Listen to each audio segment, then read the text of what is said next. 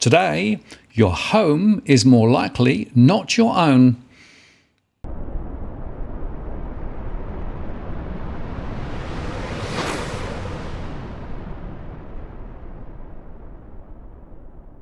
Hello again, it's Martin North from Digital Finance Analytics. Welcome to this post covering finance and property news with a distinctively Australian flavour. The ABS released their latest Housing Occupancy and Costs series for the financial year 2019-20. The Survey of Income and Housing, or SIH, collects information from a sample of 15,011 households over the period July 2019 to June 2020. And they used this time the introduction of an online form, a form of computer-assisted web interview, where the respondent could self-report without interviewer assistance. So as a result, estimates might not be directly comparable with previous cycles. So just bear that in mind. And they also focused on the household as the basic unit of analysis. That's the same approach that I use in my surveys. A household consists of one or more persons, at least one of whom is at least 15 years of age, usually resident in the same private dwelling. The person in the household may or may not be related. They must live wholly within one dwelling, and a group of people who make common provision for food and other essentials of living but live in two separate dwellings are two separate households. Now, the household is adopted as the basic unit of analysis because it's assumed that sharing of the use of goods and services occurs at that level. If smaller units, say persons, are adopted, then it's difficult to know how to attribute to individual household members the use of shared items such as food, accommodation and household goods. And intra-household transfers, however, are excluded. For example, if one member of the household were to pay board to another member of the same household, then this is not considered as an increase in the amount of income or housing costs of the household. If such transfers were to be included, that would be double counting. And that's a good methodology. It's the same that I use in my surveys. The data collected in the housing outlays in the SAH are limited to major outlays on housing, such as mortgage repayments, repayments of unsecured loans for housing purposes, rent, property, water rates, and body corporate fees. Only payments that relate to the dwelling occupied by the household at the time of interview, that is, a respondent's usual place of residence, are included. So, with that introduction out of the way, let's talk a little bit more about this survey. This is important research, of course, but the potential of the findings to be useful are blunted by the fact that much has changed since June 2020, which of course was in the early phase of COVID. But with that caveat, there are some important findings. First, in terms of basic home ownership, in the past 2 decades, from 1990 to 2020, the percentage of Australian households who own their own home with or without a mortgage decreased from 71% to 66%. Those without a mortgage decreased from 39% to 30%, and those with a mortgage increased from 32% to 37%. In other words, more people are more in debt. No surprise for those following our shows. And by the way, that debt tends to follow them into old age now. And in some cases, they remain debt-ridden even when they quit this mortal coil. There are also some important state differences. 64% of New South Wales households owned their own home, 34% owned with a mortgage, and 30% owned without. 68% of Victorian households owned their own mortgage, and 37% owned with a mortgage and 31% owned without. 64% of Queensland households owned their own home, with 36% owning with a mortgage and 28% owning without. And 69% of South Australian households owned their own home, 39% owned with a mortgage and 30% owned without. And in Western Australia, 69.3% of households there own their own home, and 42.7% owned with a mortgage and 26.4% owned without. In Tasmania, 68% of households owned their own home, 35% owned with a mortgage and 33% owned without. And 59% of Northern Territory households own their own home, 43% owned with a mortgage and 16% owned without. In the ACT, 69% of households own their own home, up from 64% in 2017-18, and 42% owned with a mortgage and 27% owned without. Now, in the rental sector, between 1990 and 2020, the percentage of Australian households who rent their home from all landlord types increased from 27% to 31%, and a private landlord increased from 20 to 26%, and a state or territory housing authority decreased from 6% to 3%. Again, there are significant state variations. In New South Wales, 33% were renting. In Victoria, 29% were renting. In Queensland, 35% were renting. In South Australia, 28% were renting. In Western Australia, 28% were renting. In Tasmania, 29% were renting. In the Northern Territory, 40% were renting. And in the ACT, 28% were renting, which is, by the way, down from 34% in 2017-18.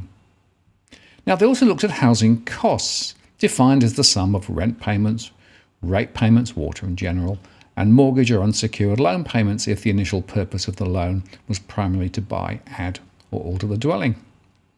In 2019-20, the average weekly housing cost for all Australian households was $317, but that varies significantly by different tenure types.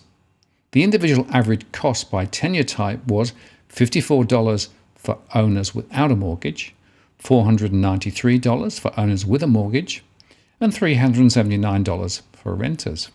And the median mortgage outstanding across the whole of the country was $275,000.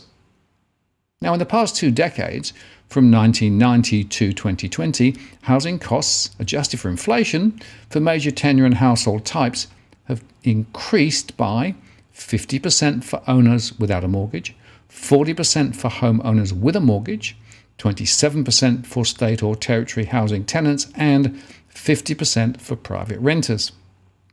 And again, across the states, there were significant variations. In New South Wales, owners without a mortgage paid $51 a week on average, whereas owners with a mortgage paid $574 a week, or 17% of gross weekly household income. That's up by $50 from 2017 to 18. Renters paid $432 a week, or 22% of gross weekly household income. And the median mortgage outstanding in New South Wales was $302,000. In Victoria, owners without a mortgage paid $57 a week on average. Owners with a mortgage paid $501 a week, or 16% of gross weekly household income. Renters paid $388 per week, or 19% of gross weekly household income. And the median mortgage outstanding in Victoria was $285,000. In Queensland, owners without a mortgage paid $53 a week on average. Owners with a mortgage paid $447 a week, or 15% of gross weekly household income. That was down from 17% in 2017 and 18. And renters paid $355 a week, or 21% of gross weekly household income. The median mortgage outstanding in Queensland was $261,000. That's an increase from $258,000 in 2017-18. In South Australia, owners without a mortgage paid $57 a week on average, but owners with a mortgage paid $390 a week, or 14% of gross weekly household income. That's down from 15% in 2017-18, while renters paid $282 a week, or 18% of gross weekly household income. The median mortgage outstanding in South Australia was $216,000. In WA, owners without a mortgage paid $53 a week on average, whereas owners with a mortgage paid $443 a week, or 14% of gross weekly household income. Renters paid $314 a week, or 17% of gross weekly household income. And the median mortgage outstanding in Western Australia was $280,000. That's a decrease from $324,000 in 2017-18. In Tasmania, owners without a mortgage paid $45 a week on average, whereas owners with a mortgage paid $346 a week, or 15% of gross weekly household income. Renters paid $281 per week, or 22% of gross weekly household income. That's up $26 from 2017-18. And the median mortgage outstanding in Tasmania was $177,000. In the Northern Territories, owners without a mortgage paid $53 a week on average. Owners with a mortgage paid $534 a week, or 16% of gross weekly household income, and renters paid $367 per week, or 18% of gross weekly household income. The median mortgage outstanding in Northern Territories was $321,000, and in the ACT, owners without a mortgage paid $74 a week on average. Owners with a mortgage paid $546 per week, or 16% of gross weekly household income, and renters paid $393 per week, or 17% of gross weekly household income. The median mortgage outstanding in the ACT was $347,000. Now, one measure of housing affordability is the ratio of housing costs to gross household income, also known as a housing affordability ratio. Now, there are complexities, of course, in measuring different types of housing costs, and it means that you need to be careful when comparing housing costs and affordability ratios across tenure types. In 2019-20, this housing affordability ratio for major household tenure types was 3% for owners without a mortgage, 15.5% for owners with a mortgage, and 19.5% for renters from a state or territory housing authority, but 20.2% for renters from a private landlord. And they also went on to look at lower income households, and lower income households are those containing 38% of persons between the 3rd and the 40th percentile of equivalent disposable household income. In 2019-20, the average housing costs and housing affordability ratios for lower income households by tenure types were $270 per week, or 21% of gross weekly income, for all lower income households, compared to $317 a week, or 14% of gross weekly incomes, for all households. $376 per week, or 27% of gross weekly income, for lower income homeowner households with a mortgage, and $353 per week, or 32% of gross weekly income, for lower income households renting from a private landlord. The portion of lower income households spending more than 30% of their gross weekly income on housing costs was more than half at 58% of those renting from a private landlord. That's similar to the 57% in 2017 and 18. And around 37% of owners with a mortgage, that's down from 41% in 2007 and 18, thanks of course to low interest rates. And 1 in 4, 25% for all dwelling owners in the Northern Territory, which is the highest across states and territories, and more than half at 51% of all renters in New South Wales, which is the highest across all states and territories. Other characteristics for lower income household groups that spend more than 30% of their gross weekly income on housing included 42% of one-parent families with dependent children, that's down from 45% in 2017-18, 30% of couple families with dependent children, down from 35% in 2017-18, and over a quarter, 26% actually, of lone person households, down from 29% in 2017-18. And around half of households with younger reference persons, age 15 to 24, 55%, and that's no change from 2017 and 18. Progressively fewer households with older reference persons aged 45 to 54 was 34%. That's up from 31% in 2017-18. And aged 55 to 64 at 25%, with no change from last time. And at 65 to 74 years at 13%, that's slightly down from 14% the previous year. And they also found that 1 in 5 Australian households, actually 21%, owned a residential property other than their usual residence in 2019-20. These properties include those that are being rented out as residential investment properties and those used for other purposes such as holiday homes. Of the 2.02 million households who in 2019-20 owned a residential property other than their usual residence, 68% owned a single property, 1 in 25 or 4% owned 4 or more properties. And owners were more likely to reside in either New South Wales at 33% or Victoria at 29%, and 36 were in the highest quintile of equivalised disposable household income. And over 1 in 10, actually 13% households, were in the lowest quintile of equivalised disposable household income. And they also looked at housing utilisation. The measure of housing utilisation is based on the criteria of the Canadian National Occupancy Standards, the CNOS, which determines the number of bedrooms required to adequately accommodate a dwelling's occupants. In 2019-20, there was an average of 2.6 persons per household and 3.1 bedrooms per dwelling. 1 in 25, or 4% of households, were in need of at least one more bedroom, and more than 3/4, 77% of households, had at least one spare bedroom. Over the last 20 years, the mean number of people per household has remained relatively stable at 2.6 from 1990 to 2020. And the number of bedrooms per dwelling has increased from 3.0 in 1999 to 3.1 in 2020. And finally, recent home buyers, defined as those households who purchased a dwelling in the 3 years prior to the date of their survey. They call those first home buyers, and they compare them with those who previously owned a home. They call those changeover buyers. Now, while it's not intended to provide a measure of the prevalence of first home buyers, the survey did allow for comparative analysis of demographic and housing cost factors associated with the two groups. In 2019-20, there were around 1.11 million recent home buyers. Of those, more than a third, at 38%, were first home buyers. Almost 2/3, 62%, had previously owned a home, the changeover buyers. Of the approximately 420,000 first home buyers, most, 92%, owned their home with a mortgage, and more than half, at 61%, were in a household where the main reference person for the household was aged under 35 years. Over 2/3, at 69%, were either couple families with dependent children at 41% or couple-only families at 28%. Approximately 1 in 6, or 17%, of the recent dwellings bought were new. And when comparing first home buyers to recent home buyers who had previously owned their own home, changeover buyers were less likely to purchase a flat or apartment than first home buyers, 12% compared to 16%.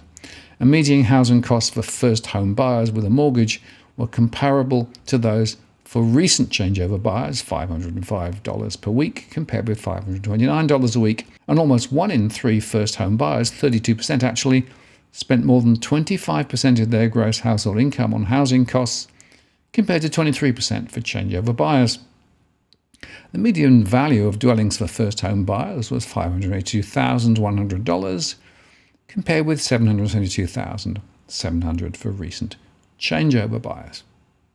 So, what do we make of all this? Well, bear in mind, of course, that this was before the significant run-up in home prices and also the significant drop in interest rates for mortgages, although that is now reversing. Nevertheless, there are some clear trends. Clearly, more people are in mortgage for longer than previously, and more people are in rented accommodation, mostly in the private sector, whereas the proportion of property for rent from the public sector has dropped significantly. That, of course, is by policy and by design. And because of this, you've got to expect that there will be some significant changes now in the data ahead, not least, of course, because the average home price has accelerated dramatically, the average mortgage has gone up dramatically, and, of course, now interest rates are also rising. But the bottom line is this, that compared with, say, 20 years ago, you are much less likely to own outright your own property. You're more likely to have a mortgage, and you are more likely to be renting rather than in ownership than 20 years ago. So to me, this highlights again the significant mess-up in housing policy over the last 2 decades. We have not succeeded in getting more people into housing relative to previously. We have got more people, more mortgaged to the eyeballs, and we've got more people in rental accommodation at a time when rents are rising and when we know that pressure in supply is accelerating. So if you wanted a reason to have a more strategic look at housing, then this data does underscore why this is important. And I say again, in the current environment, with home prices potentially now sliding back from those highs, with interest rates rising, and with rents rising, Since 2020, households are much more significantly adversely affected. I'd also make one final point, and this is where my surveys, I think, differ from the ABS. I don't think it's possible to look at household finances without considering total expenditure, not just on that relating to housing.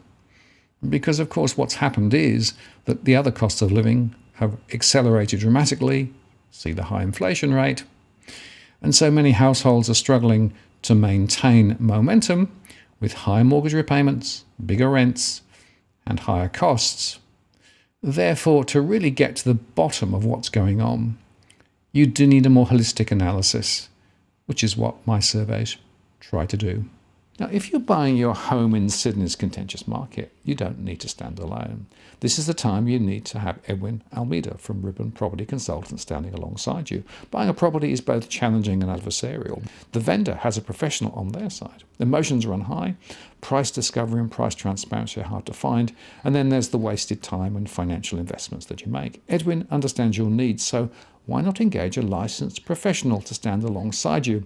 With RPC, you know you have experience, knowledge, and master negotiators looking after your best interests. So shoot Ribbon an email at info@ribbonproperty.com.au, and if you use the promo code DFAWTW/Martin, you can get a 10% discount offer. I'm Martin North from Digital Finance Analytics. Many thanks for watching, and I'll see you again next time.